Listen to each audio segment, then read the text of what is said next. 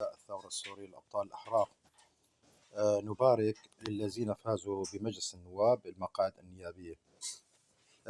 وأن يكونوا قدر مسؤولية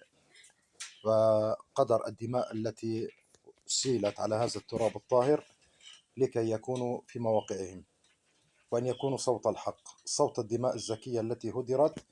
من أجل تحرير هذا البلد من النظام الفاسد، نظام الإجرام، نظام آل الأسد، وأن يكونوا حمل لهذه المسؤولية، وأن يكونوا صوتا للحق وعونا للمواطن الشريف، وأن لا يكونوا مجلسا للتصفيق والهتافات والشعارات الطنانة الرنانة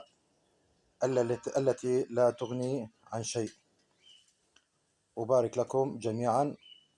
وأنتم بتعرفوا إذا في حدا منكم كان شبيح يرجى أن يستقيل، يعني يقدم استقالته، أو عند الاجتماع المجلس النيابي يحجبوا الثقة عنه ويطردوه ويكبوه بأقرب حاوية زبالة لمجلس النواب.